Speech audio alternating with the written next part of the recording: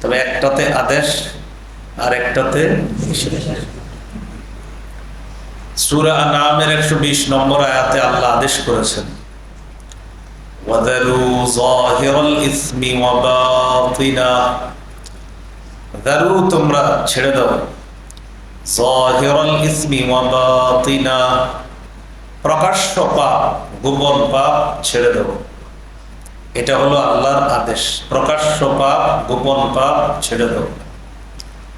প্রকাশ্য পাপ বিষয়টা স্পষ্ট, মানুষের সামনে যেই সমস্ত পাপ আমরা করে বেড়াই প্রকাশ্য পাপ ছেড়ে দেওয়া।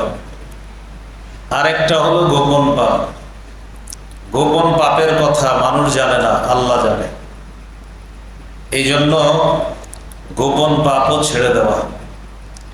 ইবনে মাজার হাদিস 4245 নম্বর হাদিস, রাসূলুল্লাহ সাল্লাল্লাহু আলাইহি ওয়াসাল্লাম বলেন, লা আ'লামান্না আকওয়ামান মিন উম্মতি ইয়াতুনা ইয়াওমাল কিয়ামাতি বিহাসানাতিন আমসালি জিবালি তিহামাতা বাইদা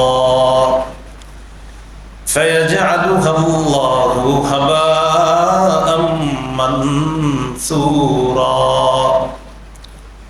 রাসূলুল্লাহ সাল্লাল্লাহু আলাইহি সাল্লাম বলেন, আমার উম্মতের এমন একদল মানুষকে আমি চিনি যারা কিয়ামতের ময়দানে তিহামার সাদা পাহাড়ের মতো বিশাল বড় বড় নেকির পাহাড় নিয়ে উপস্থিত হবে, কিন্তু আল্লাহ এই নেকির পাহাড়কে নাই করে দিবে। নাউজুবিল্লাহ, নেকির পাহাড় আল্লাহ নাই করে দিবে, অদেখা বিক্ষিপ্ত ধূলিকণার মতো বানায় দেবে। সাহাবায়ে কেরাম অবাক হয়ে প্রশ্ন করলেন, সিফহুম লানা ইয়া রাসূলুল্লাহ, ও আল্লাহর রাসূল তাদের ব্যাপারে আমাদেরকে একটু বলেন, তারা কারা? এত আমল করার পরেও তাদের আমল বরবাদ, এরা কারা?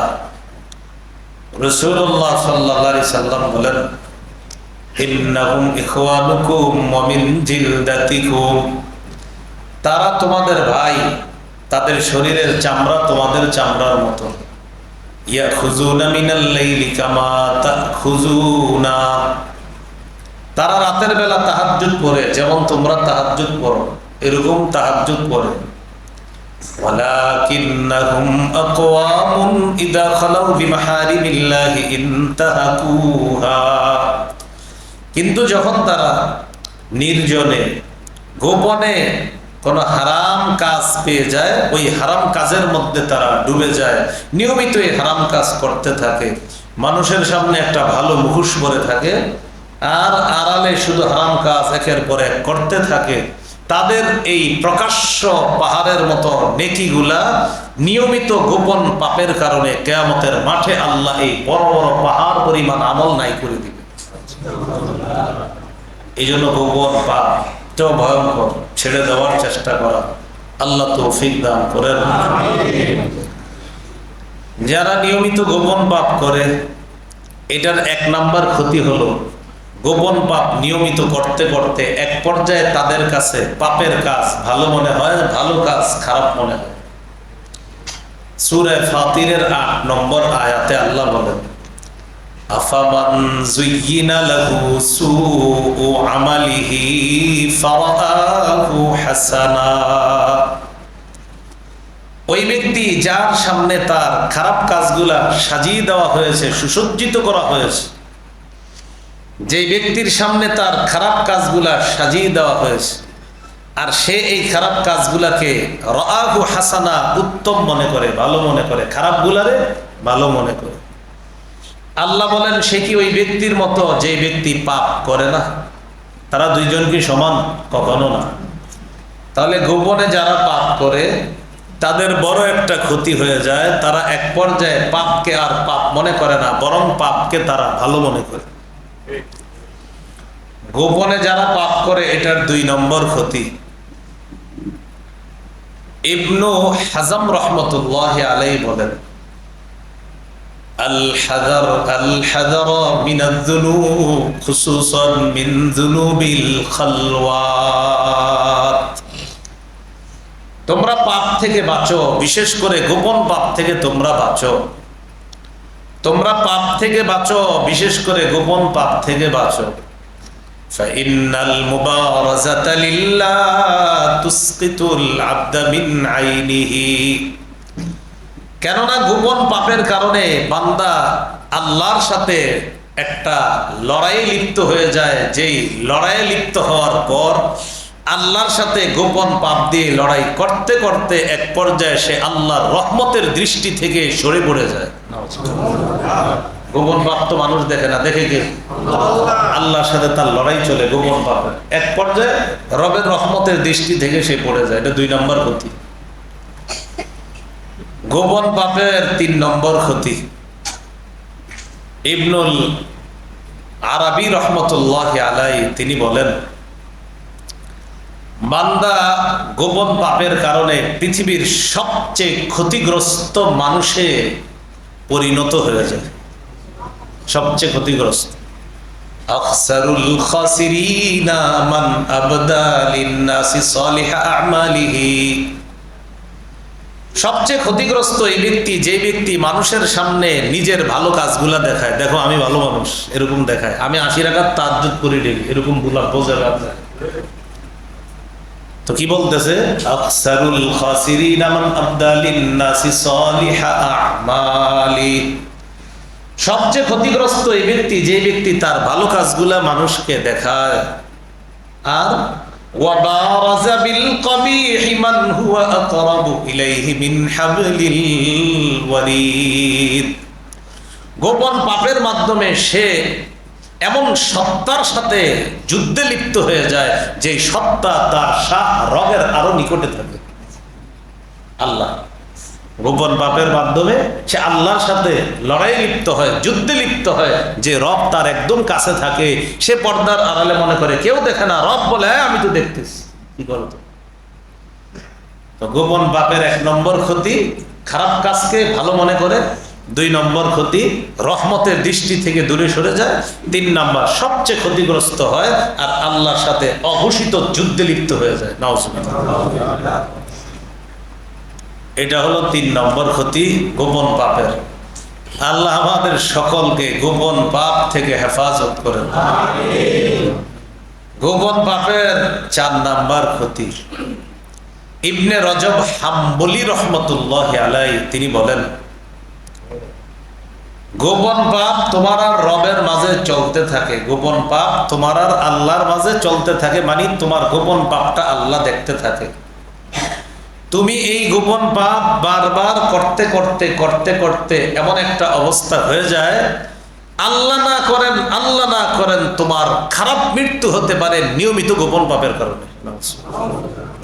তিনি বলেন, আন্না খাতিমাতাস সু তাকুনু বিসাবাবি দাসিসাতিন বাতিনাতিন লা ইউত্তালিউ আলাইহা নাস। মানুষ গোপন পাপ করতে করতে এক পর্যায়ে তার মৃত্যুটা ভয়ঙ্কর হয়, যে গোপন পাপ সম্পর্কে মানুষ জানে না কিন্তু রব জানে। নিয়মিত পাপ করতে করতে তার মৃত্যুটা খারাপ মৃত্যু হয়। আল্লাহ হেফাজত করেন। মূল আলোচনায় চলে আসি। আল্লাহ বলেন, ওয়াজারু যাহিরাল ইসমি ওয়া বাতিনা। প্রকাশ্য পাপ ছেড়ে দাও, গোপন পাপ ছেড়ে দাও।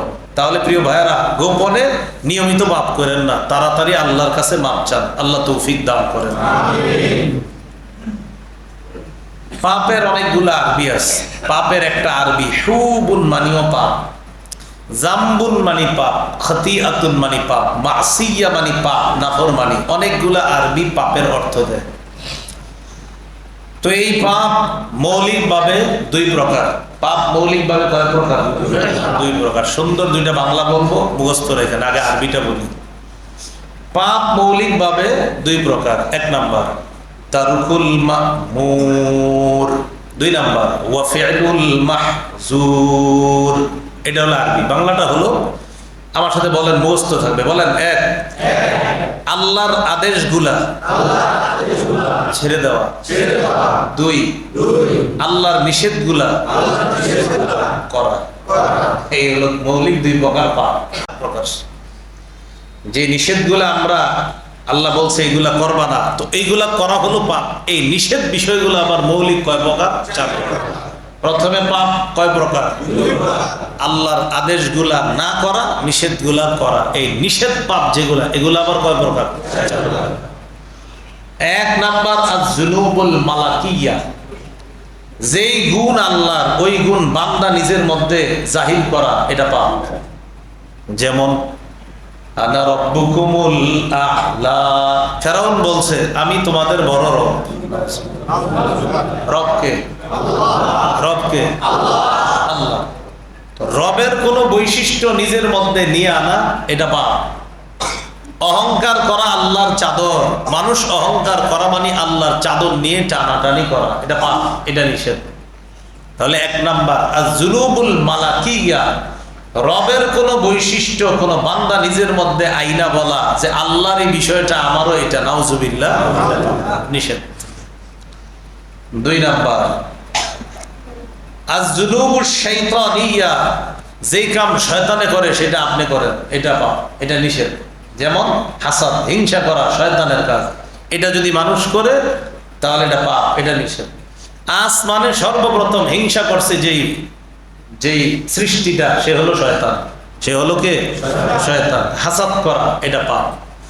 قال رسول الله صلى الله عليه وسلم إياكم والحسد, রাসূলুল্লাহ সাল্লাল্লাহু আলাইহি সাল্লাম বলেন তোমরা হিংসা থেকে বাঁচো। فإن الحسد يأكل الحسنات كما تأكل النار الحطب, আগুন যেমন কাঠকে জ্বালায় দেয়, হিংসা নেকির কাজগুলোকে এরকম জ্বালিয়ে দেয়। হিংসা নেকির কাজগুলোকে জ্বালিয়ে দেয় যেমন আগুন কাঠকে জ্বালিয়ে দেয়। আল্লাহ আমাদেরকে হিংসা থেকে হেফাজত করে।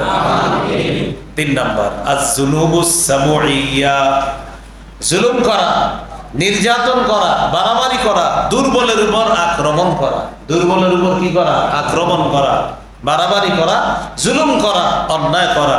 এতদিন কিচ্ছু করতে পারেন নাই, হঠাৎ আপনি বলে ফেললেন এই করলে সেই হয়ে যাবে, তো এতদিন করলেন নাকি? কথার কথা। জুলুম করা, বাড়াবাড়ি করা। এখনো আপনার উপরে কোনো দায়িত্ব আসে নাই, দায়িত্ব আসার আগে আপনার ভাবসাব এমন অবস্থা, পাইলে আপনি আগের চেয়ে আরো ভয়ঙ্কর কাজ করবেন, ভাবসাব এমন মনে হচ্ছে। এই জুলুম করা এটা ভয়ঙ্কর অপরাধ। প্রত্যেক পতিত জালেম থেকে পরবর্তী যারা, তারা যদি শিক্ষা না হয় তাহলে আগের জালেমের চেয়ে পরবর্তী জালেমের পরিণতি আরো ভয়ঙ্কর হবে। এটা আসলে ঠিক, এটা রেডিমেড ঠিক না। মাহফিলে আমরা রেডিমেড ঠিক বলি, কিন্তু এটা আসলে ঠিক। তো এই বিষয়গুলো মাথায় রাখা, সাদা কাগজে লিখতে পারেন যে কোন জালেম থেকে পরবর্তী কেউ যদি শিক্ষা না নেয় তাহলে পরবর্তী জালেমের পরিণতি হবে পূর্ববর্তী জালেমের চেয়ে আরো ভয়ঙ্কর। এমনও হতে পারে পরবর্তী জালেমকে পূর্ববর্তী জালেম দিয়ে আল্লাহ শায়েস্তা করবে। এই জন্য ঠিক হয়ে যাওয়ার পালা, খালি মসজিদে ঠিক বললে হবে না, নিজেও ঠিক হইতে হবে। তিন নাম্বার আয-যুনুবুস সাবউইয়া, জুলুম করা, নির্যাতন করা, বাড়াবাড়ি করা, দুর্বলের উপর আক্রমণ করা, এটা অন্যায়, এগুলো নিষেধ। চার নাম্বার আয-যুনুবুল বাহিমিয়া, পশু সুলভ আচরণ করা, যেই কাজ পশু করে সেটা আপনি করেন। যেমন রাস্তাঘাটে কুকুরে যা করে সেটা আপনি করেন, হ্যাঁ, তো এটা পাপ, এটা অন্যায়। এই জাতীয় অন্যায় প্রতিষ্ঠিত করার জন্য রীতিমতো আন্দোলন করা শুরু করছে। এই জন্য আমি দেখছি বর্তমান যারা আমাদের দেশের দায়িত্বশীল, তারা মোটামুটি ভালো অবস্থানে ছিল, যখন কোরআনের উপর হাত দিল তখন অবস্থা খারাপ হওয়া শুরু হয়ে গেল। কোরআনের উপর হাত দিলে খবর, যে হাত দিবে তার খবর মাথায় রাখতে হবে। এই জন্য আপনি দেখেন কোরআনের উপর হাত দেওয়ার আগ পর্যন্ত তেমন ঝামেলা ছিল না, যেই কোরআনে হাত দিল এরপর চারদিক থেকে ঝামেলা শুরু হলো। কেন? কোরআনে হাত দেওয়া যাবে না, আল্লাহ একদম ছিঁড়ে ফেলবে। কোরআনে হাত দেওয়া যাবে না, একদম সব সাইজ করে দিবে আল্লাহ। কোরআনে হাত দেওয়া যাবে না, খুব সাবধান। কোত্থেকে কয়েকজন আসলো, আসার পরে হঠাৎ বলে ফেললো যৌন কর্মীদেরকে শ্রম অধিকার আইনে শ্রমিকদের মর্যাদা দেওয়া। তাহলে কুকুরের কাজ এটা প্রতিষ্ঠিত করার জন্য রীতিমতো আন্দোলন করা হলো। এই পশু সুলভ আচরণ কোন মানুষের মধ্যে আনা, এটা পাপ, এটা নিষেধ। সূরা নূরের 2 নম্বর আয়াতে আল্লাহ বলেন আয-যানিয়াতু ওয়াজ-যানি ফাজলিদু কুল্লা ওয়াহিদিম মিনহুমা মিআতা জালদা। ব্যভিচারিণী নারী পুরুষ তারা যদি অবিবাহিত হয় তাদেরকে 100 বেত্রাঘাত করা হবে, আর যদি বিবাহিত হয় তাদেরকে পাথর মেরে হত্যা করা হবে। এটা হলো কোরআনের আইন। যৌনকর্মীদেরকে শ্রম অধিকার আইনে শ্রমিকদের মর্যাদা দেওয়া মানে আল্লাহর কোরআনের সূরা নূরের 2 নম্বর আয়াতের সরাসরি বিরোধিতা করা। এই জন্য এই পশু সুলভ আচরণ যেন মানুষের মধ্যে না, সেটা আল্লাহ নিষেধ করেছে, এটা পাপ, এটা অন্যায়। তাহলে মৌলিকভাবে পাপ 2 প্রকার, আল্লাহর আদেশগুলা না করা পাপ, আল্লাহর নিষেধগুলা করা পাপ। নিষেধগুলা 4 প্রকার। 1, রবের কোন রুবুবিয়তের যোগ্যতা মানুষ যদি দাবি করে, এটা পাপ। ইবলিসের কিছু যোগ্যতা মানুষের মধ্যে আনা, এটা পাপ। জুলুম নির্যাতন করা, দুর্বলের উপর আক্রমণ করা, এগুলা নিষেধ, এগুলা পাপ। 4 নাম্বার, পশু যা করে মানুষও তা করা, পশু সুলভ আচরণ, এগুলা পাপ, এগুলা নিষেধ। আল্লাহ হেফাজত করেন। এবার সকল পাপগুলা একত্রিত করে পাপের সমষ্টি, বলেন পাপের সমষ্টি 2 প্রকার। বড় পাপ, ছোট পাপ। কবিরা গুনাহ, সগীরা গুনাহ। কবিরা গুনাহ মানে বড় পাপ, সগীরা গুনাহ মানে ছোট পাপ। এটা সব পাপের সমষ্টিতে। আবার পাপ 2 প্রকার, বড় পাপ, ছোট পাপ।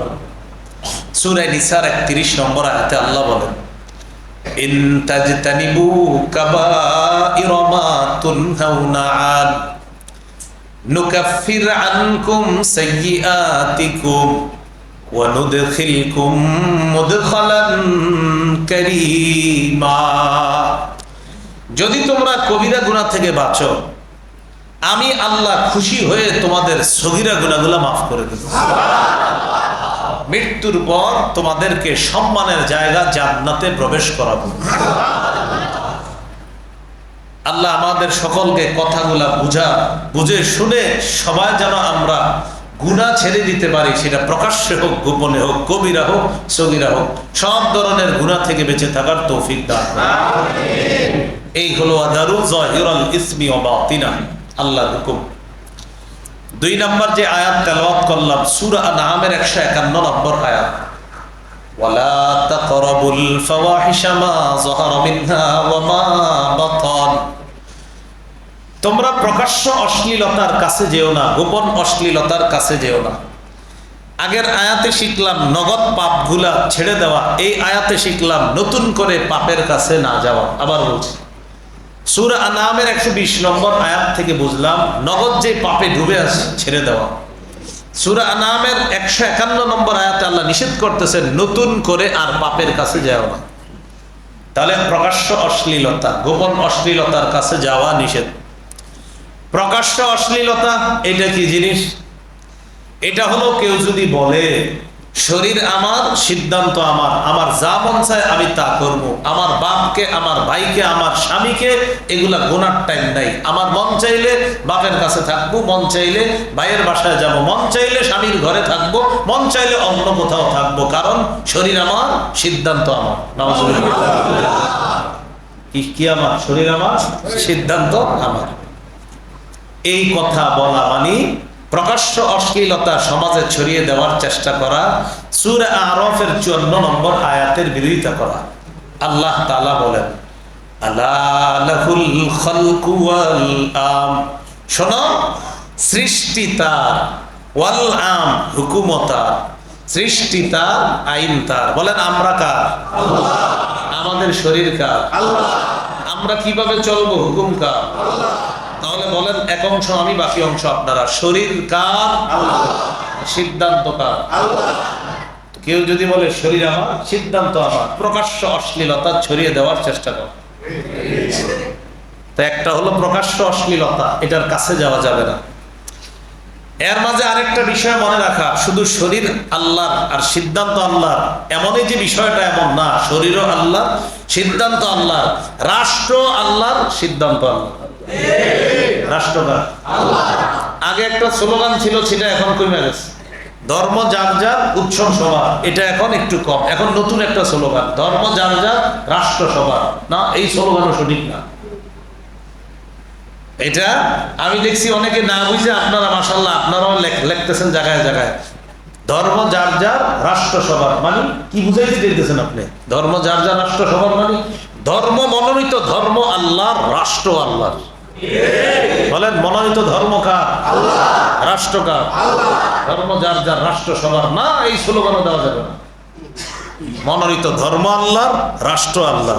হ্যাঁ, আমি আল্লাহ, আপনি আল্লাহ, আমরা আল্লাহ, রাষ্ট্র আল্লাহ, সব হুকুম হবে আল্লাহ। তো এই স্লোগানও বাদ দিতে হবে। সূরা আলী ইমরানের 19 নম্বর আয়াতে আল্লাহ বলেন, ইন্নাদ-দীনা ইনদাল্লাহিল ইসলাম, আল্লাহর কাছে একমাত্র মনোনীত ধর্ম ইসলাম।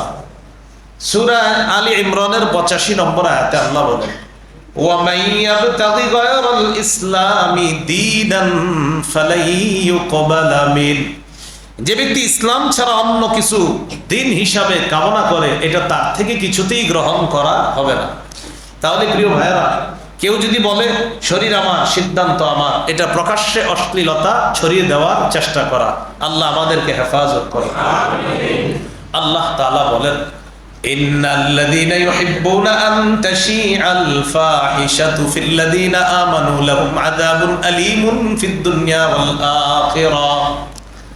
ইন্নাল্লাযীনা ইউহিব্বুনা, যারা চায়, আন তাশীআল ফাহিশাতু ফিল্লাযীনা আমানু, যারা চায় মুমিনদের মাঝে অশ্লীলতা ছড়িয়ে পড়ুক, যারা চায় মুমিনদের মাঝে অশ্লীলতা ছড়িয়ে পড়ুক। 18 পারা 11 পৃষ্ঠার শুরু আয়াত। যারা চায় মুমিনদের মাঝে অশ্লীলতা ছড়িয়ে পড়ুক, লাহুম আযাবুন আলীমুন ফিদ দুনিয়া ওয়াল আখিরাহ, তাদের জন্য দুনিয়া আখিরাতে আযাবুন আলীম, যন্ত্রণাদায়ক শাস্তি রয়েছে। বলি নাউযুবিল্লাহ।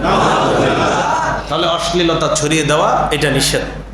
তো যাই হোক, আল্লাহ বলেন, লা তাকরাবুল ফাওয়াহিশা মা যাহারা মিনহা ওয়া মা বাতান, প্রকাশ্য অশ্লীলতার কাছে যেও না, গোপন অশ্লীলতার কাছেও যেও না। দরজা বন্ধ করে আপনার সন্তান ঘন্টার পর ঘন্টা গোপন অশ্লীলতার মধ্যে লিপ্ত আছে, যেটা আপনি জানেনও না। ঘন্টার পর ঘন্টা গোপনে অশ্লীল কাজে কর্মে সে লিপ্ত আছে, জানেন না। মোবাইলে কারোর সাথে কথা বলতেছে, যার সাথে কথা বলা হারাম, তার সাথে ঘন্টার পর ঘন্টা কথা বলতেছে। SMS করতেছে, হাতের জিনা হচ্ছে। কথা বলতেছে তো কানের জিনা, মুখের জিনা হচ্ছে। কল্পনা করতেছে সে না জানি দেখতে কেমন, এটা কলবের জিনা হচ্ছে।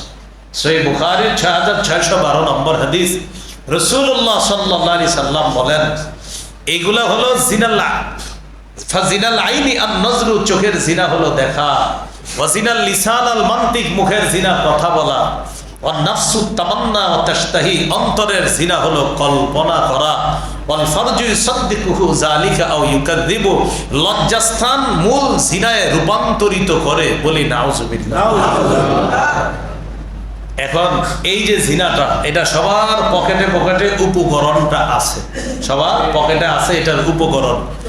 আল্লাহ চাইলে বাঁচা সম্ভব, না চাইলে বড় মুশকিল। এই জন্য আল্লাহর কাছে খুব বেশি দোয়া করা, আল্লাহ গুনাহ থেকে যেন বাঁচতে পারি, আপনি তৌফিক দান করেন।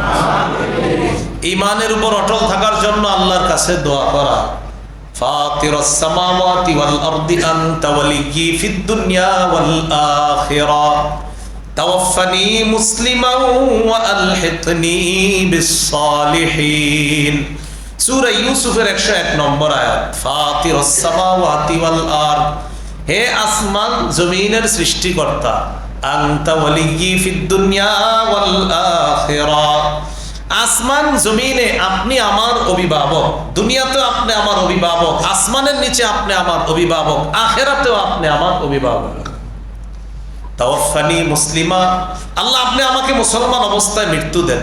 ওয়া আলহিকনি বিস সালিহিন, আল্লাহ মৃত্যুর পর আমাকে নেক মানুষের সাথে আপনি মিলিয়ে দেন। এই দোয়াটা নিয়মিত করা, যেন ঈমানের উপর মৃত্যুবরণ করতে পারি। আল্লাহ আমাদেরকে কথাগুলা মনে রাখার তৌফিক দান করেন। তাহলে প্রকাশ্য অশ্লীলতা, গোপন অশ্লীলতার কাছে যাওয়া যাবে না। এ হলো আজকের দ্বিতীয় আলোচনা। 3 নাম্বার আলোচনা, আমাদের দ্বারা পাপ হয়ে যায়। যদি কখনো পাপ হয়ে যায়, সবার কাছে এটা বলে বেড়াবো না। প্রয়োজনে কোনো আল্লাহওয়ালা বুজুর্গের কাছে বলবো, যদি পাপের কাজটা ছাড়তে না পারি। আবার বলছি, আমি একটা পাপ করি নিয়মিত, ওই পাপটা ছাড়ার চেষ্টা করেও ছাড়তে পারতেছি না। সেই হিসেবে আমি আমার বন্ধুদেরকে জানানোর চেষ্টা করলাম, না, বন্ধুদেরকে বলা যাবে না। কোনো আল্লাহওয়ালা বুজুর্গের কাছে গিয়ে ব্যক্তিগতভাবে এই পাপের কথা বলেন, যেন পাপ থেকে বাঁচতে পারেন। তাহলে 3 নাম্বার আলোচনা, পাপ হয়ে যাওয়াটা স্বাভাবিক, কিন্তু হয়ে গেলে সবার কাছে বলা যাবে না, প্রয়োজনে কোনো আল্লাহওয়ালা বুজুর্গের কাছে বলা যাবে, সবক হিসাবে ভবিষ্যৎ জীবনে যেন আমি সঠিকভাবে চলতে পারি। রাসূলুল্লাহ সাল্লাল্লাহু আলাইহি সাল্লাম বলেন, কুল্লু উম্মতি মুআফান ইল্লাল মুজাহিরিনা, আমার উম্মতের যারা পাপ হয়ে যায় তওবা করে, আমি আশাবাদী তাদেরকে আল্লাহ মাফ করে দিবে। তবে তাদের ব্যাপারে আমি আশাবাদী না, যারা গুনাহ করে প্রকাশ করে দেয় তাদের ব্যাপারে আমি আশাবাদী না। গুনাহ করে কি করে দেয়? প্রকাশ করে দেয়, সবাইকে বলে বেড়ায়। তো নবীজি বলেন, কিছু উম্মত আছে আমার রাতের বেলা গুনাহ করে, গুনাহ করার পর ওয়াকাদ বাতা ইয়াসতুরুহু রাব্বুহু, সে রাত্রে ঘুমাইছে, রব তার গুনাহের উপর পর্দা ফালায়া দিছে। আল্লাহ তার গুনাহের উপর পর্দা ফালায়া রাখছে যে ও তওবা করবে, ওরে আমি মাফ করে দিব, পর্দা ফালায়া রাখছে। সকালবেলা উঠে এই লোকটা কি করছে? মানুষের কাছে গিয়ে বলে, আমিলতুল বারিহাতা কাযা ওয়া কাযা, আমি গত রাতে এই পাপ করেছি। বন্ধুদেরকে গিয়ে বলে বেড়ায়, এই নাটক, এই সিনেমা দেখেছি, তোমাদের কি অবস্থা? ওটা দেখছো তুই? আমি যে লিস্টগুলা পাঠাইছি তুই দেখছস? বন্ধুদের সাথে আলোচনা করে।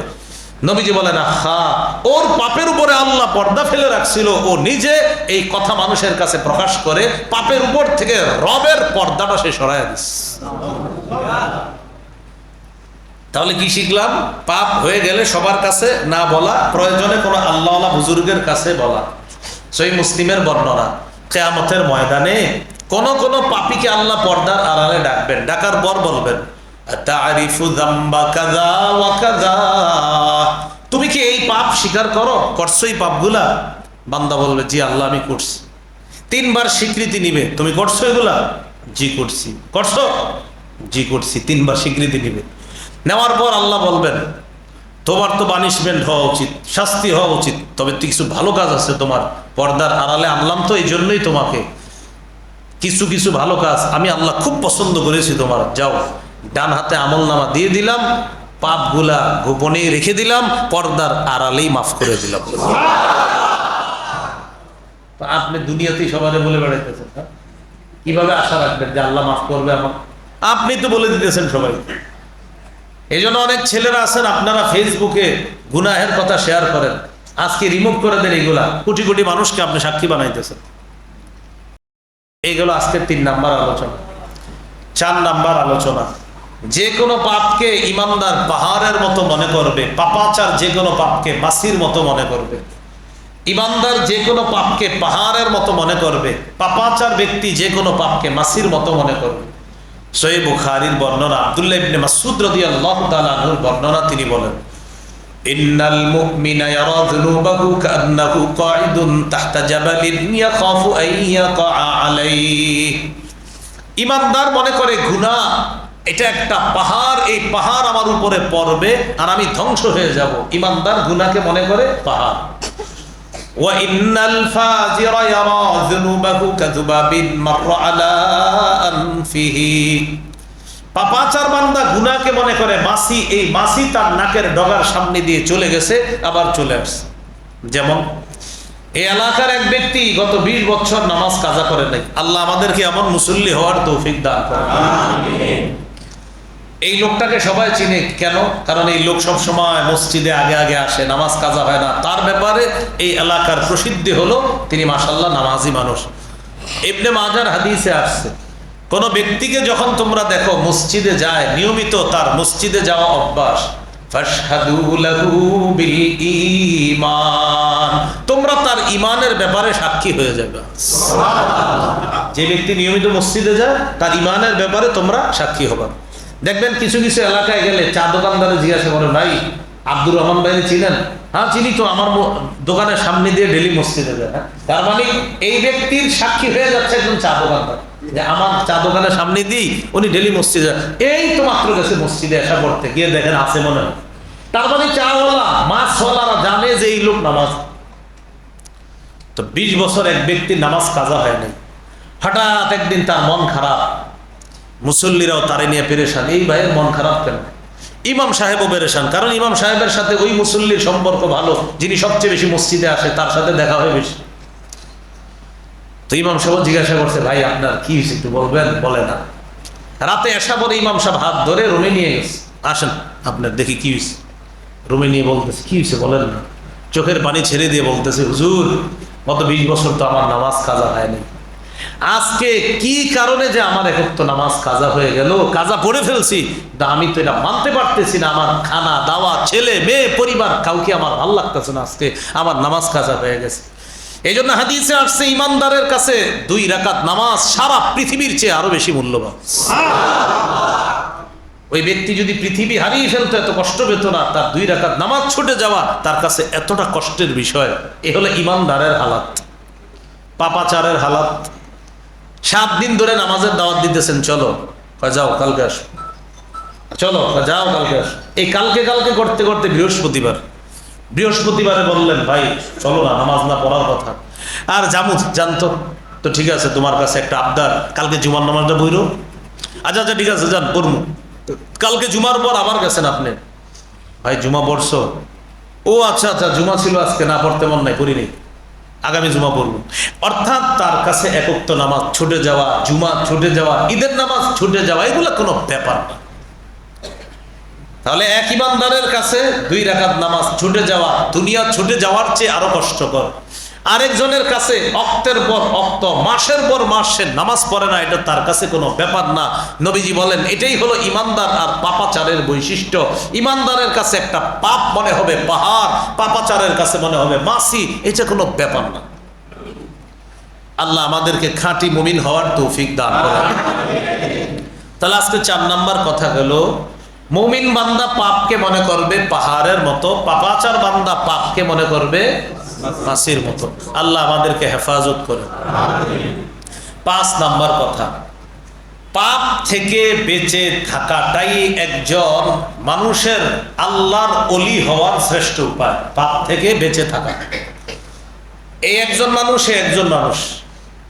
এই মানুষটা প্রচুর পরিমাণ তাহাজ্জুদ পড়ে, নফল পড়ে, ফরজ তো ছুটেই না, সুন্নত ছুটে না, পাশাপাশি তাহাজ্জুদ নফলও পড়ে, আবার কিছু কিছু হারাম কাজ করে। এই লোকটা দেখেন, এই একজন লোক ফরজ ছুটে না, ওয়াজিব ছুটে না, সুন্নত ছুটে না, বাকি তাহাজ্জুদ মাঝে মাঝে ছুটে যায়, নফলও ছুটে যায়, তো যেগুলা ছুটলে গুনাহ হবে এগুলো ছুটে না তার, কিন্তু হারাম কাজ একটাও করে না। এই লোকের মূল ইবাদত ঠিক আছে, অতিরিক্ত ইবাদতগুলো একটু কম। এই লোকের মূল ইবাদতের পাশাপাশি অতিরিক্ত ইবাদত একটু বেশি হলেও নাফরমানিও আছে। আর এই লোকের নাফরমানি নাই, বাকি অতিরিক্ত ইবাদতের সংখ্যা একটু কম।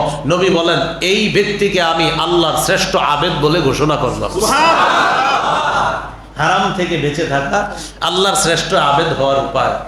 তিরমিজির হাদিস 2305 নম্বর হাদিস, রাসূলুল্লাহ সাল্লাল্লাহু আলাইহি সাল্লাম বলেন, মাইয়া খুযু আন্নি হাউলাইল কালিমাত ফায়ামালু বিহিন্না আও ইউআল্লিমু মাইয়ামালু বিহিন্না। রাসূলুল্লাহ সাল্লাল্লাহু আলাইহি সাল্লাম একদিন ঘোষণা করলেন, আচ্ছা তোমাদের মধ্যে কে আছো, আমি এখন কিছু কথা বলবো, আমার কথাগুলা গ্রহণ করবা, নিজে আমল করবা, অন্যকে শিখায় দিবা, তারাও যেন আমল করে। আসো কেউ? فقال أبو هريرة رضي الله تعالى عنه أنا يا رسول الله। সাহাবী আবু হুরায়রা রাদিয়াল্লাহু তাআলা আনহু বললেন, হুজুর আমি আছি, আমি আপনার কথা গ্রহণ করব, আমল করব, অন্যকে শিখিয়ে দিব, তারাও যেন আমল করে। বাকি এই হাদিস যিনি আপনাদেরকে শোনাবে বা এই যুগে যাদেরকে শোনাবে, তারাও এই ওয়াদা করতে হয় যে হুজুর আপনি হাদিস বলার পর আমরা গ্রহণ করব, আমল করব, অন্যকে শিখাবেও, তারাও যেন আমল করে। এখন আপনারা বললে আমি হাদিস বলতে পারি, আসলে করবেন তো? হাত তুলে একটু পরে উঠবে তো এরকম। আচ্ছা আচ্ছা আচ্ছা। তা আবু হুরায়রা রাদিয়াল্লাহু তাআলা আনহু বলেন, ফাখাযা বিয়াদি ওয়া আদ্দা খামসা। রাসূলুল্লাহ সাল্লাল্লাহু আলাইহি সাল্লাম আমার হাত ধরলেন, হাত ধরে গুনে গুনে 5টা জিনিস আমাকে শিখাইয়া দিলেন। 1 নাম্বার, ইত্তাকিল মাহারিমা তাকুন আবাদান নাস।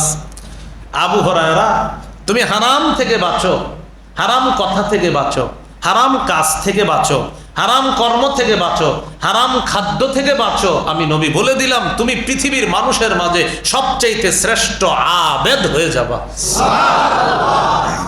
হারাম থেকে বাঁচা। কি থেকে বাঁচা? আমি ঘোষণা করলাম এই মসজিদে, আগামী 24 ঘন্টায় যে ব্যক্তি 100 রাকাত নফল নামাজ পড়তে পারবে তাকে একটি বাইক উপহার দেওয়া হবে। আশাবাদী আমি সহ সবাই হাত তুলব।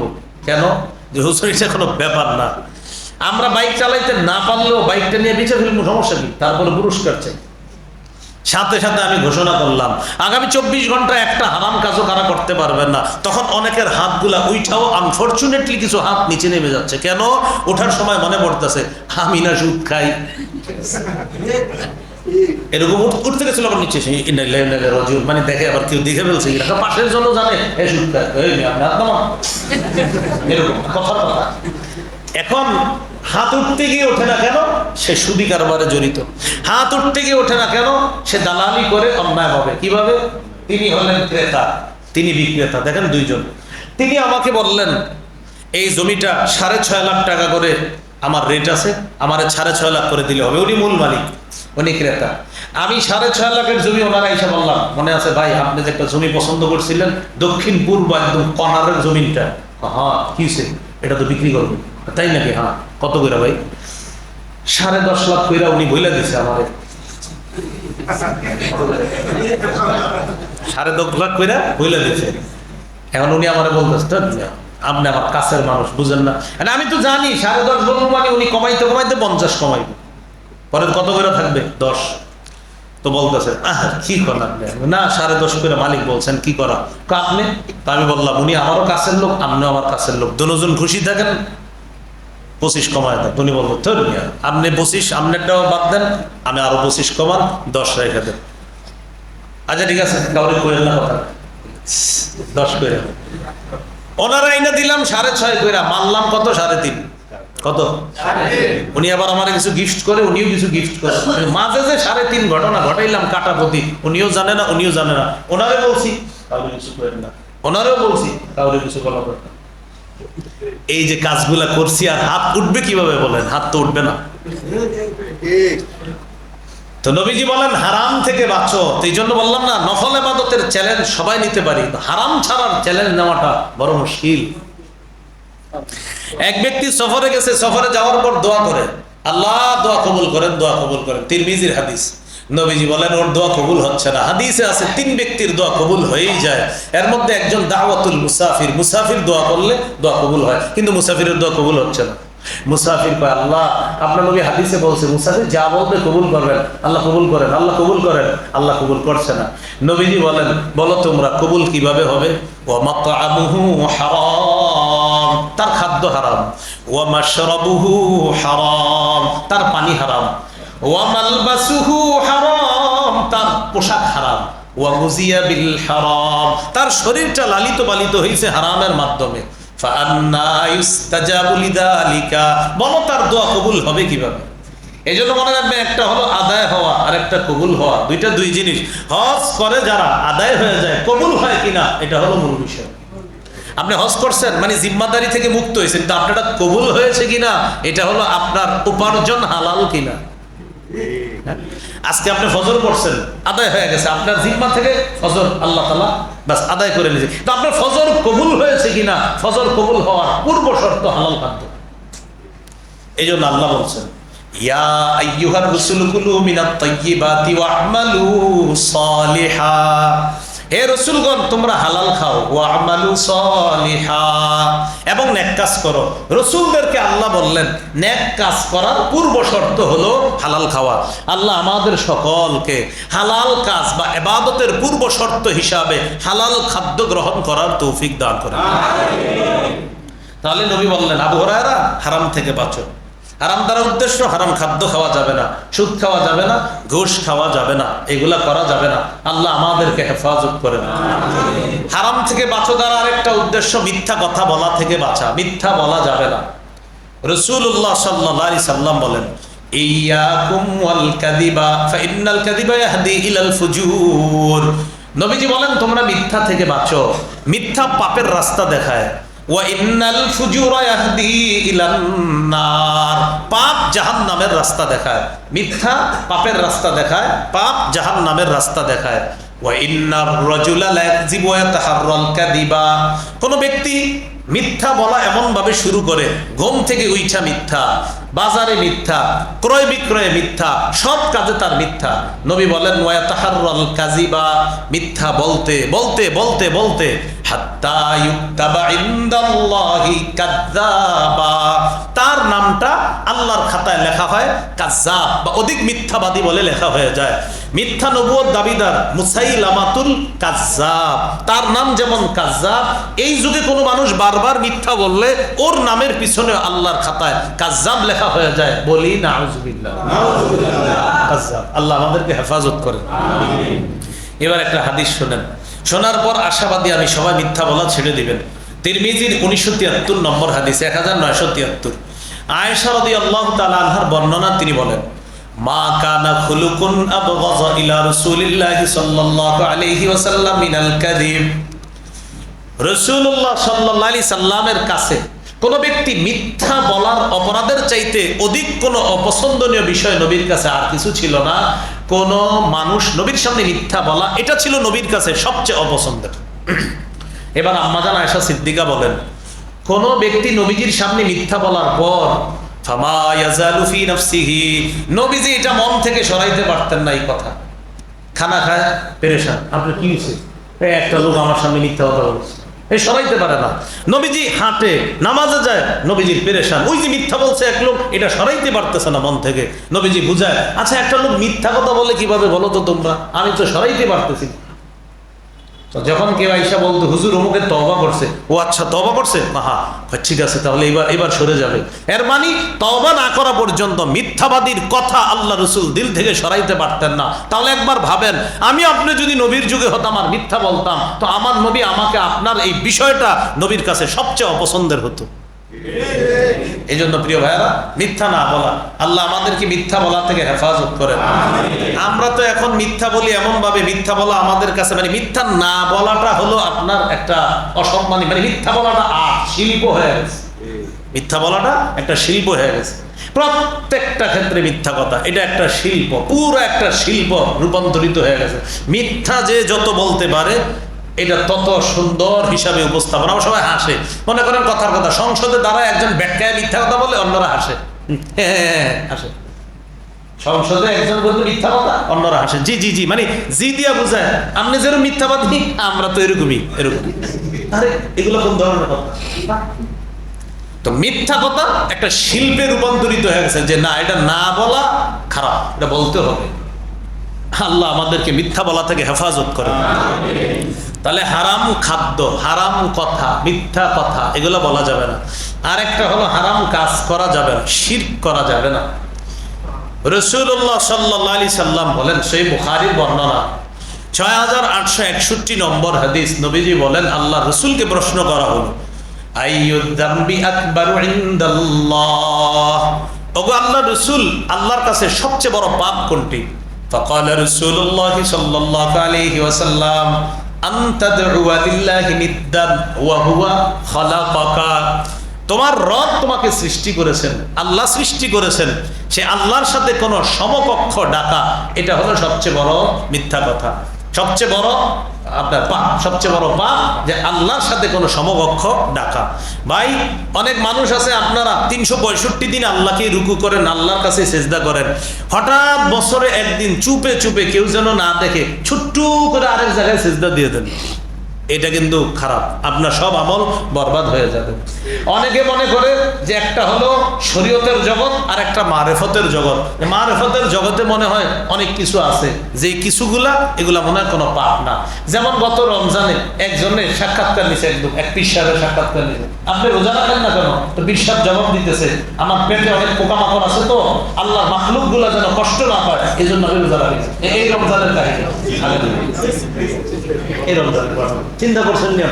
উনি এই কারণে রোজা রাখেন, পেটের পোকামাকড় যেন কষ্ট না পায়। কত বড় আল্লাহ!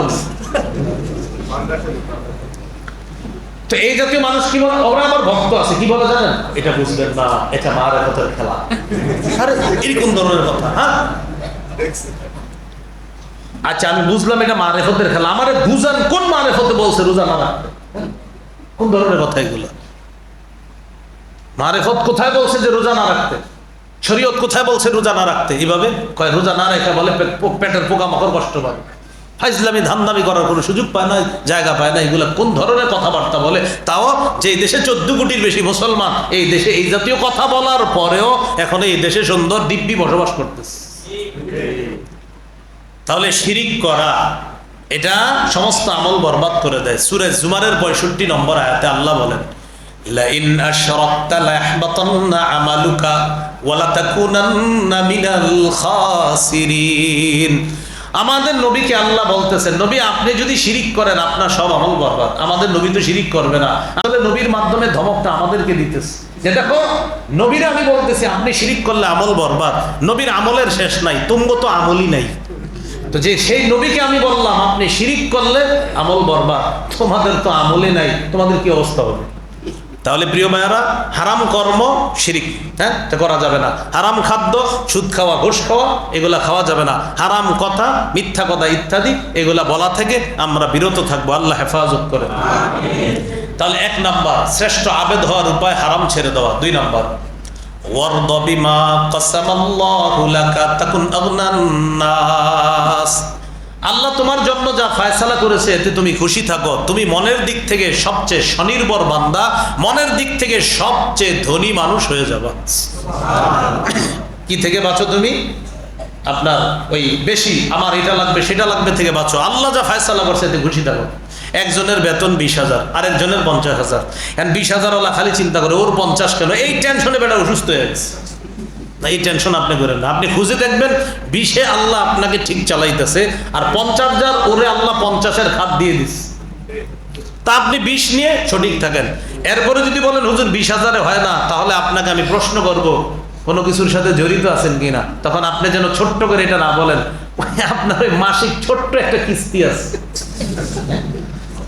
যেদিন এই গজবের সাথে যুক্ত হবেন সেদিন থেকে 20,000-ও আর বরকত হবে না। আর গজব থেকে যতদিন মুক্ত থাকবেন ততদিন 10,000-ও কাজ হয়ে যাবে। এই গজব লাগায় না এটার সাথে। তো কি করে? ছোট্ট একটা কিস্তি, ছোট মানে বেশি না, আপনার মাসে হালকা আর কি, এরকম বলে। আল্লাহ আমাদেরকে হেফাজত করেন। তাহলে 1 নাম্বার হারাম থেকে বাঁচা, শ্রেষ্ঠ আবেদ হওয়া। 2 নাম্বার শ্রেষ্ঠ ধনী হওয়ার উপায় হলো আল্লাহর ফয়সালা মেনে নেওয়া, আল্লাহ যা দিছে এটা মেনে নেওয়া। 3 নাম্বার ওয়াহসিন ইলা জারিকা তাকুন মুমিনা। তুমি প্রতিবেশীর সাথে উত্তম আচরণ করো, তুমি খাঁটি মুমিন হয়ে যাবা। প্রতিবেশীর সাথে উত্তম আচরণ কাকে বলে? রাসূলুল্লাহ সাল্লাল্লাহু আলাইহি সাল্লাম বলেন, প্রতিবেশীকে সালামের মাধ্যমে হলেও প্রতিনিয়ত প্রতিবেশীর হক রক্ষা করো, একটা সালাম দিয়ে হলেও। গাড়ি থেকে নামলাম, এই জায়গায় আসা পর্যন্ত আমারে আসার পরে সম্মান করে আমাকে দিয়ে মাগরিব পড়াই। গাড়ি থেকে নামার পরে ওলামায়ে হযরত সহ সাধারণ জনগণ অনেকেই মুসাফা করতেছে। আমার সাথে আজকে যারা মুসাফা করছেন আপনারা অনেক শান্তির দোয়া করছেন আমার জন্য, আপনার উপর সব শান্তি বর্ষিত হোক। কিন্তু আমি শিওর আপনাদের অনেকে এমন গত 5 বছর প্রতিবেশীর সালাম দেন নাই। প্রতিবেশীর সালাম দেন না কেন ভাই? প্রতিবেশীর সালাম দিয়েছেন, হুজুর কারে? আরে এ তো আমাকে পাশের ঘরে আব্দুর রহিম ভাই, আরে কি সালাম দিন? এরকম রাসূলুল্লাহ সাল্লাল্লাহু আলাইহি সাল্লাম বলেন, সালামের মাধ্যমে হলো প্রতিবেশীর হক রক্ষা করো। 5 ওয়াক্ত নামাজে আপনাদের যাদের সাথে দেখা হয় প্রতি 5 ওয়াক্ত নামাজে সালাম দেবেন। ফজরে যার সাথে দেখা হলো আসসালামু আলাইকুম, জোহরে আবার তার সাথে দেখা আসসালামু আলাইকুম। আরে হাদিসে আসছে সালাম দিয়ে দেয়ালের ওই পাশে গেছেন, যাওয়ার পর একটু পরে আবার এই পাশে আসছেন, বাস নতুন সাক্ষাৎ আসসালামু আলাইকুম। এটা হলো প্রতিবেশী। বাবার সাথে মুসাফা করা, মুআনাকা করা। মুসাফা মুআনাকা তো দূরে, সালামই দেয় না। যে আব্বারে আবার মানুষ সালাম দেয় কিভাবে? সালাম দেয় না। আল্লাহ আমাদেরকে হেফাজত করেন। স্ত্রীকে সালাম দেওয়া, মাকে সালাম দেওয়া, বাবার সাথে মুসাফা করা। দেখেন তো এই যে 2 মুসলমান মুসাফা করলে, নবীজি বলেন গাছের পাতাগুলা যেইভাবে ঝরে পড়ে যায়, 2 মুসলমান মুসাফা করার পর পৃথক হওয়ার আগেই তাদের 2 জনের গুনাহগুলা ঝরে পড়ে যায়। আপনার আর আপনার আব্বার গুনাহগুলা কি ঝরে পড়া দরকার আছে কিনা? বাবার সাথে মুসাফা করা, প্রতিবেশীকে সালাম দেওয়া, তাদের সাথে মুসাফা করা। গোস্ত রান্না করলে ঝোল একটু বাড়ায় রান্না করা। হাদিসে আসছে তুমি যখন গোস্ত রান্না করবা, গোস্তের ঝোলের ঘেরান এক আজীব জিনিস। এই ঘেরান অন্যের নাকে গেলে তারও গোস্ত খাইতে মন চায়। আমার কোন উম্মত তোমার গোস্তের ঝোলের ঘ্রাণে কষ্ট পাবে, আমি নবী তো এটা সহ্য করতে পারি না, তাই গোস্তের ঝোল বাড়ায় দাও। গোস্ত যদি না পাঠাইতে পারো অন্তত ঝোল পাঠায় দাও, ভাতগুলা মেখে বা রুটি ভিজিয়ে ভিজিয়ে আমার ওই উম্মত খেতে পারবে। যদি বলো দিবা না, তাহলে চুপে চুপে রান্না করো, গ্রাম যেন বাহিরে না যায়। যদি বলো দিবা না, চুপে চুপে রান্না করো, গ্রাম যেন বাহিরে না যায়। যদি বলো যে দিমু, তাহলে তুমি ঝোল বাড়ায় রান্না করো। তাহলে দেখেন প্রতিবেশীর কতটা হক। রাসূলুল্লাহ সাল্লাল্লাহু আলাইহি সাল্লাম বলেন, ইউসিনি জিবরিলু বিল জার হাত্তা যানানতু আন্নাহু সাইওয়ারিথু। জিবরিল আমিন আমাকে প্রতিবেশীর ব্যাপারে এত বেশি ওয়াজ করছে, হুজুর প্রতিবেশী প্রতিবেশী প্রতিবেশী, এক পর্যায়ে আমি মনে করলাম জিবরিল না জানি কখন বলে ফেলে প্রতিবেশীকে মিরাসও দিতে হবে। যদিও মাসালা এটা বলে নাই জিবরিল, কিন্তু নবীজি ভয় পেয়ে গেছে জিবরিল যেই পরিমাণ আমারে বলতেছে প্রতিবেশীর কথা, কখন না জানি বলে ফেলে যে হুজুর এখন থেকে প্রতিবেশীকে মিরাসও দিতে হবে। যদিও এটা মাসালা না, কিন্তু আমাদের নবীজি আশঙ্কা করলেন না জানি কখন বলে ফেলে এটা। তাহলে কতটা গুরুত্ব প্রতিবেশীর। তাহলে প্রিয় ভাইয়েরা, পাশের বাসার যিনি সালাম দেওয়া, হ্যাঁ পাশের বাসায় যিনি সালাম দেওয়া, মসজিদে ৫ ওয়াক্ত নামাজে যাদের সাথে সাক্ষাৎ তারাও প্রতিবেশী, তাদের সাথে সালাম দেওয়া। মনে থাকবে তো ইনশাআল্লাহ? আল্লাহ কথাগুলো মনে রাখার তৌফিক দান করেন। এগুলো ৩ নাম্বার। ৪ নাম্বার, ওয়াহিব্বা লিন্নাস মা তুহিব্বু লিনাফসিকা তাকুন মুসলিমা। তুমি নিজের জন্য যা পছন্দ করো, মুসলমানের জন্য, মানুষের জন্য সেটা পছন্দ করবা, তুমি খাঁটি মুসলমান হয়ে যাবা। রাস্তা দিয়ে হাঁটতেছেন, পায়ের নিচে একটা কলার সিল্কা ইটের টুকরা আপনার পায়ের নিচে লাগছে, এটা আপনি সরায়া দিলেন এই নিয়তে আমার কোনো মুসলমান ভাই বোন যেন কষ্ট না পায়। বুখারীর বর্ণনা, গফারাল্লাহু লাহু মা তাকদ্দামা মিন যামবি, আল্লাহ তার আগের সবগুলা গুনাহ মাফ করে দেন। তাহলে খাঁটি মুসলমান হওয়ার সহজ সুরত আছে আমাদের প্রতিনিয়ত, তা আমরা করছি না। এটা রাস্তা থেকে কষ্টদায়ক বস্তু সরায়া দেওয়া। খাঁটি মুসলমান হওয়ার আরেকটা উপায়, মসজিদে আসি আমরা, মসজিদে আইসা মাশাআল্লাহ মুসল্লিরা দৌড়ায় মসজিদে প্রবেশ করে। হ্যাঁ মাঝে মাঝে কিভাবে প্রবেশ করে? দৌড়ায়। বলেন তো এখন সিজনটা কিসের? বৃষ্টির। বৃষ্টির সময় জুতার নিচে কাদা লাগে কিনা? এই কাদাযুক্ত জুতাগুলা দিয়া মসজিদের সামনে আইসা থুর করে ঢুকে, একটা দক্ষিণে আর একটা উত্তরে জুতা। আরো ১০-১২ জন মুসল্লির ভালো জুতাগুলা মসজিদের সামনে ছিল। এখন আপনার সম্মানিত ২ জুতা দিয়ে সবার জুতাগুলা ময়লা করলেন, করে আপনি মসজিদে আইসা নামাজ পড়লেন, আল্লাহর হক আদায় করলেন। আবার এই জাতীয় মুসল্লি যারা দ্রুত মসজিদে আসে, আইসা কি করে? আল্লাহু আকবার, এইভাবে হাতাটা থাকে, এইভাবে থাকে, আল্লাহু আকবার সুবহানাল্লাহুম্মা ওয়া বিহামদিকা ওয়া তাবারাকা ইসমুকা। আপনারা দেখেন এরকম করে। আমি কিন্তু এটা এরকম না যে আমি না দেখা বলি, এরকম করতেছে আপনি দেখবেন। দ্রুত দৌড়ে আইসা মানে তো এখন স্বাভাবিকভাবে আমিও যদি আজকে দ্রুত দৌড়ে আসি আমিও হাঁপাবো, এটা স্বাভাবিক। এই জন্য তো হাদিসে নিষেধ আসছে নামাজে দৌড়ানো যাবে না। রাসূল সাল্লাল্লাহু আলাইহি ওয়াসাল্লাম স্বাভাবিক গতিতে আসো, গতিতে আসার পর যতটুকু নামাজ পাও ইমামের সাথে পড়ো, যতটুকু না পাও দাঁড়িয়ে বাকিটা আদায় করো। তা হাদিস। দৌড়ে আপনি স্পিডে আসছেন, আসার পরে সুবহানাল্লাহ এটা আপনি আল্লাহর সাথে কি তামাশা করার জন্য দাঁড়াইছেন নাকি? আবার ওই টাইমে হাতাটা ঠিক করতেছে, জামা ঠিক করে, দাড়ি ঠিক করে, টুপি ঠিক করার পর এবার উনি মানে প্রস্তুতি হয়েছে। তো এর আগে আল্লাহু আকবার বলা হয়ে গেছে। তো এরপর উনি যাক আল্লাহর হক আল্লাহ জানে, আল্লাহ চাইলে মাফও করে দিতে পারে। নামাজ কার হক? আল্লাহ চাইলে আল্লাহ মাফ করে দিবে। বাহিরে যে বান্দার হকগুলা নষ্ট করে ঢুকলেন আপনি, এখন মুসল্লি ১০ জন বের হওয়ার সময় প্রত্যেকের মনে আঘাত পাইছে, এই কাজটা কে করলো? প্রত্যেকে আঘাত পাইছে। আল্লাহর হক আল্লাহ মাফ করে দিবেন চাইলে, বান্দার হক ওই ১০ মুসল্লি না মাফ করলে আল্লাহ কিন্তু মাফ করবে না। খাঁটি মুসলমানের পরিচয় দেওয়ার চেষ্টা করব আমরা। মসজিদের সামনে আইসা আমার দ্বারা কোনো মুসল্লি যেন আঘাতপ্রাপ্ত না হয়, এই কথাটা মনে রাখা। আল্লাহ তৌফিক দান করে। হলো ৪ নাম্বার উপায় খাঁটি মুসলমান হওয়া। ৫ নাম্বার, ওয়ালা তুকসিরিদ দিহকা ফাইন্না কাসরাতাদ দিহকি তুমিতুল কলবা। আবু হুরায়রা, বেশি হাসবা না, বেশি হাসি অন্তর মৃত বানিয়ে দেয়। এই হাদিসে ৫টা কথা বললেন। হারাম ছেড়ে দাও, শ্রেষ্ঠ আবেদ হয়ে যাবা। ২ নাম্বার, আল্লাহর ফায়সালা মেনে নাও, শ্রেষ্ঠ ধনী হয়ে যাবা। ৩ নাম্বার, প্রতিবেশীর সাথে উত্তম আচরণ করো, খাঁটি মুমিন হবা। ৪ নাম্বার, মানুষের জন্য সেটাই পছন্দ করো যেটা নিজের জন্য পছন্দ করো, খাঁটি মুসলমান হবা। ৫ নাম্বার, বেশি হাসবা না, বেশি হাসি অন্তরকে মৃত বানিয়ে দেয়। এই ৫টা কথা নবীজি বললেন। তাহলে এখানে আমাদের মূল শিক্ষা যেটা, হারাম ছেড়ে দেওয়া শ্রেষ্ঠ আবেদ হওয়ার উপায়।